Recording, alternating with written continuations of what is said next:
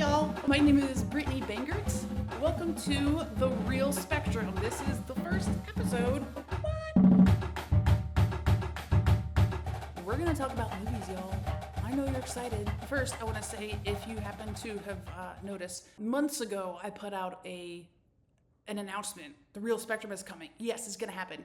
And then I let perfection get in the way of progress. So many ideas, and I want to do this, and I want to do that, and where do I start? And oh my gosh, every time I get overwhelmed. And here we are, the spring to December 1st, and I just finally was like, you know what, I have to do it. I have to get started. Otherwise, it's never going to happen. So this is going to be this is a pretty organic episode, and we're going to develop as we go. Of course, I want to have co-hosts and guests, and we're going to have lists and things like that. So just bear with me in these first few episodes as we get underway. I do want to say up top, on all the social medias at The Real Spectrum, even LinkedIn, Facebook, YouTube, Instagram, Blue Sky, Threads. I'm also on Letterboxd, which you can also find me under Brittany Bangert on Letterboxd, which is a treat, Letterboxd. I just joined it not even a week ago, and it is my new favorite thing, y'all, Letterboxd. So you can follow me on there as well. Any messages or anything, it's me responding. So feel free to reach out and we're off. Episode 1. Let's go. So I've been in love with movies, my whole life. The weird ones, the loud ones, the emotional ones, the ones that raised us, confused us, broke us in the best way. I love movies. The Real Spectrum is where I'm going to take movies I love or movies I can't stop thinking about and just break down the little moments that stick with me, that stick with us. I'm not diagnosing anybody because part of this is going to be like neurodiversities and all of that. Hi, my ADHD, and why it's taken this long to get the first episode. And a little bit of type A in there as well. I'm not doing film school lectures. I wouldn't even know what that is to know, actually, but I'm just going to say I'm not going to do it. But I'm just noticing the way movies reflect, how our different brains experience the world, but through my lens. And I speak for me, right? Sometimes it's one scene, sometimes it's a soundtrack, sometimes it's a moment that hits like it's nostalgic, it's a plot twist. Sometimes it's rewatching a movie after many years and going, oh, that's what that joke is. Like Jimmy Dugan in A League of Their Own. Wow. Signs that baseball for those little kids. Wow. Avoid the clap, Jimmy Dugan. And he says, that's good advice. I always thought it meant like, don't clap for me. It's cool. That's not what the clap means, y'all. I still maintain, like, mine's funny too. Like, you don't have to clap. It's cool. Avoid the clap. Not avoid the clap. The Real Spectrum, a safe space for overthinking beautiful things. As beautiful things, I'm referencing a clap joke. Okay, so why I started The Real Spectrum? Because movies. I love talking about movies. I fill out Oscar ballots. I talk about friends, like who should have won before and who did win now. I take the day off a lot after the Oscars, and it's fine. That's my Super Bowl, because I don't care about Super Bowl. It just, the movies, they're all the forms of art. Not entirely, y'all, I'm generalizing. All the forms of art, right? All the feelings, all the moments, all those little explosions of meaning, all exist at once. You have people painting sets and these beautiful costumes that are made, and music and people acting and reacting and logistics behind the scenes. It's so much. It's so many types of art coming together for this one larger form of art. And that just makes me feel joy. Even the heartbreaking movies, High Cold Mountain, make me feel joy. The kind of joy you can't force, the kind that sneaks up on you in a scene or a line or a musical cue, a moment, and it just is, that kind of joy. Would you repeat that? Obviously, joy, right? That is the theme of the first episode. Starting with joy. Not too much analysis, not rankings, because that's going to come. I mentioned Letterboxd earlier, and I immediately just started ranking or rating movies, and I created a list for best best performances or nominees for the Oscars for Best Actor, Best Actress, Best Supporting Actress, and Best Supporting Actor. And ranking them, I was actually like, I'd never done that before. So actually, like in my top 5, it's mostly Daniel Day-Lewis, which I was like, huh? Because I makes sense. Yeah, absolutely makes sense. And they float around. I think like today I have Tom Hanks in Philadelphia as number 2. Tonight it might be number 1. So the lists move around. I have always maintained that Charlize Theron gave a generational performance in Monster, which she won Best Actress, and that's my number 1. I mean, full stop. My number 1. God, I mean, just not a punch you in the gut, just a push you in the gut and hold it performance. But yeah, it was really cool to rank them. So there will be ranked lists. A list of who should give back their Oscars. I mean, I got that list too. It's full of joy of who should have won. The list. But just moments that make my brain light up, make me squeal, make me grit my teeth. Just movies, y'all. So, for example, the first time I saw Dunkirk, Christopher Nolan, epic World War II drama. Really taken aback by that movie. At the end, Edward Elgar's Nimrod plays, and Hans Zimmer's beautiful score. I mean, beautiful score doesn't even come close. But I remember the moment sitting in the theater that it clicked that, oh my God, that's Nimrod playing. And I started to sob. So I have a personal connection with Nimrod. I've performed it. I'm a percussionist, so I have orchestral percussionist, so I've performed Nimrod. It's also in the movie Elizabeth, which I loved. Cate Blanchett. Our queen, Cate Blanchett. Come on now. I will go off on a tangent right now. Speaking of ADHD, right? Why did I get mad about it? I adore Cate Blanchett. I got so mad. Because you know why? Because she's on my list of, yes, she should have won an Oscar for Tar, but because I don't think the Oscars should be gendered, she and Michelle Yeoh should have both won that year. Sorry, Brendan Fraser. Don't think you should have won anyway. Should have been Austin Butler, but they both should have won, Michelle Yeoh and Cate Blanchett. I mean, give us a career-defining performance in Tar. Like, you have more to give? Cate Blanchett? Come on. Just outstanding. So, I've lost my train of thought with, but Nimrod. Oh, Elizabeth, Nimrod. See, we came back to it. That was an easy one. I didn't even have to cut any time. So, God, it's just such a gorgeous, if you haven't seen it, please see it. I mean, go watch it, and just that moment that it happened, that I realized you're listening to Nimrod. I felt like I was witnessing hope being invented in real time. It's not even, there's no dialogue.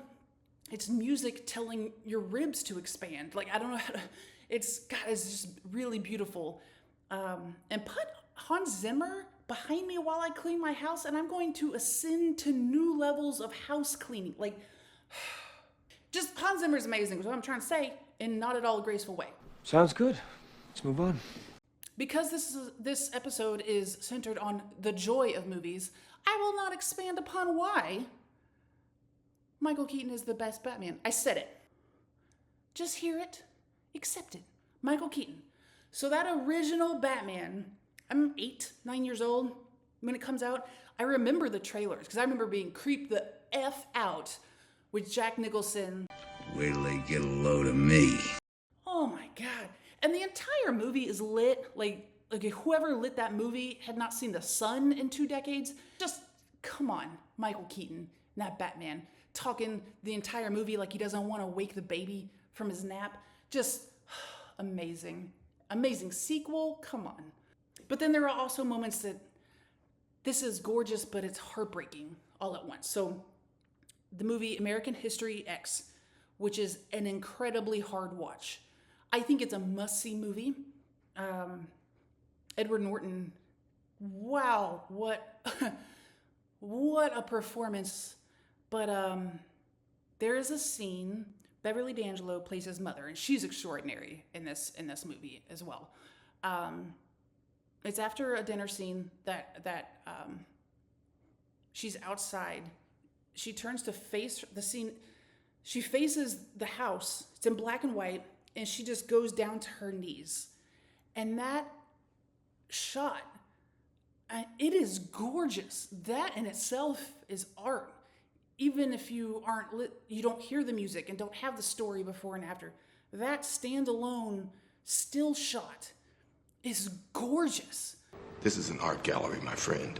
And then, of course, inserted into the narrative of the movie, and this mom falling to her knees at what is happening is just heartbreaking. Gorgeous and heartbreaking. There are movies that just line deliveries stick with me more than most things. So I admit to you, listeners, I'm counting more than one listener. All right, being optimistic. I am admitting to you that Moulin Rouge, it took me some time to like it. Also, Ewan McGregor scream singing at us for 2 hours, and as a fellow scream singer, Lovely singing voice, though.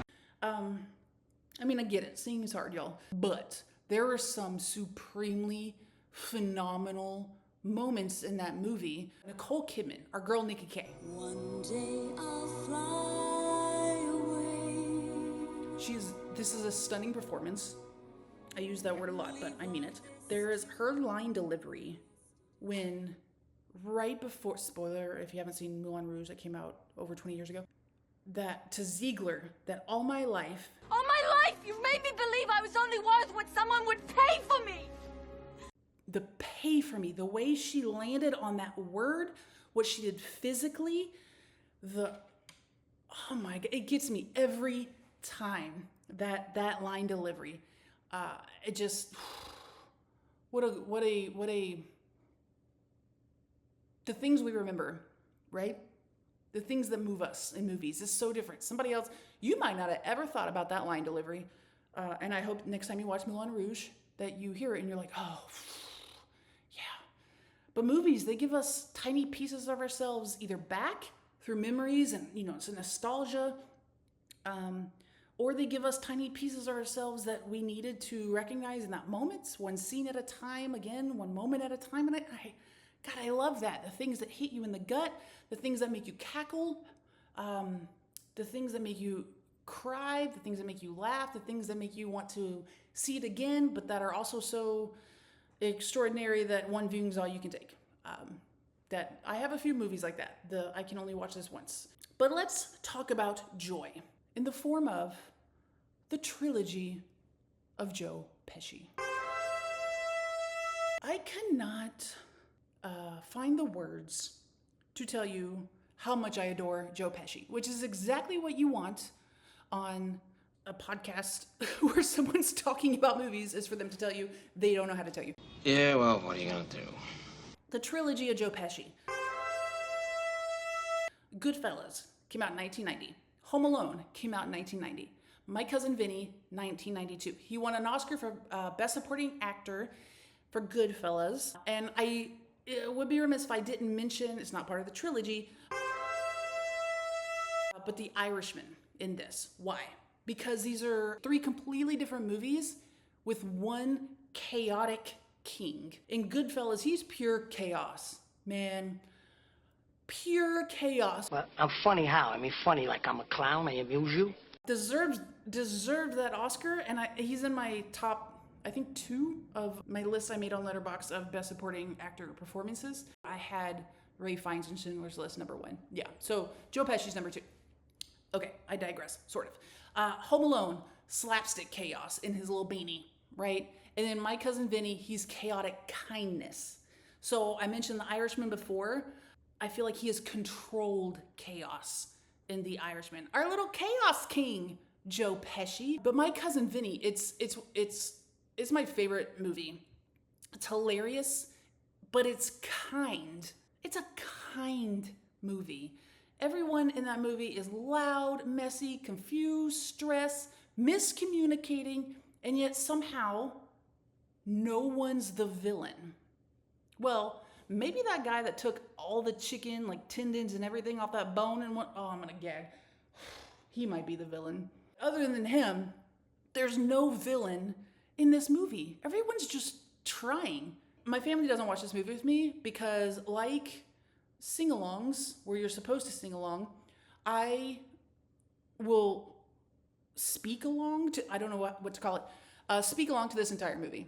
The Imagine Your Dear scene, his face in so many scenes, when he is reacting to Marissa Tomei, his disbelief in what she is saying or the stupidity he has done or whatever, his faces, I cannot take.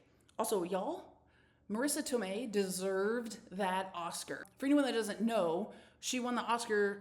There was this thing that maybe like the wrong name was read. No, she deserved that Oscar. Have you watched this movie? I will not try to do a New York accent and imitate anything she said. The waking him up in the cabin in the train with the owl and the first of all, can the hotel have a damn schedule posted somewhere with the train hours of operation? Like, don't just assume I know. Those things, waking him up, like peak relatable human suffering, right? Do not wake me up. I don't even want to be serenaded with like birds, okay? No, don't wake me up. I want silence. Let me wake up on my own, not with a train and an owl screeching in my head. Did you hear how country I just got? The judge. There's no greater pouter. Like powder. I'm pouting. I'm sad. I'm pouting. The way his face transforms. Oh my God. And just great Southern accents, y'all. It's just My Cousin Vinny. It's hilarious, but it's also so warm. Like I said, everyone's trying. It believes in people. The one-liners? Come on with the one-liners. Like, just like throw them away kind of lines that make me cackle. This movie is joy wrapped in chaos, but I don't even feel the chaos. It's just so great. And you know what? His velvet purple suit thing makes me feel better about my life choices. I feel braver when I see him in that velvet suit when I go out in just a hoodie and jeans. Like, I'm not trying to dress up for this is how I look. Leave me alone. You see me in a velvet suit. Come on. Just, oh my God. It's the best movie. I don't care. I used to tell people Lincoln was my favorite movie, but I was trying to be too fancy. Lincoln's up there, but it's My Cousin Vinny. Movies, to me, aren't just entertainment. Of course, there are movies that are just entertainment, like what I thought Bohemian Rhapsody was going to be. You win an Oscar for lip syncing. I mean, okay, that was not entertainment. This is supposed to be full of joy. Joy. Let's bring it back. The movies, they're emotional translators. To me, they're times they make you feel something you can't really explain, but it gives it shape. Just recently, I watched a movie that I sat with my jaw open, just staring as the credits rolled. I can't even describe what I was feeling, but it was so many things at once. I mean, we're going to talk about is Train Dreams. Why am I like not telling you? We're going to talk about it next week. In the movie Room, which Brie Larson won an Oscar for, very deservedly so. For those that don't know, is a movie about a girl that was kidnapped at 16 or 17, and she is in this room with her captor and a child. So that's how it opens, is she and this 5, 6, 7-year-old. And without giving anything away in the movie, in case you haven't seen it, there is a moment where this little boy sees the sky for the first time. Listen to what I just said. 5, 6, 7 years old, sees the sky for the first time. And when I tell y'all, I was shaking. I was crying so hard, but also trying not to like audibly sob in this movie theater. I was with one of my very best friends beside me. I could hear her sniffing, like everyone's crying, right? Like those moments. Sometimes you need a good cry going to the movies. Sometimes you need a good laugh. Sometimes you're like, this is going to be a terrible movie, but it's going to be a good performance. So that's fine too. But just movies, y'all, they go wherever your intuition leads. Music unlocks emotion. I talked about Hans Zimmer before. Come on, with John Williams and his epic Heroes 5th themes, right? Jurassic Park remains top of my list of film scores. You have Thomas Newman in Meet Joe Black, which not everybody likes that movie. I like that movie.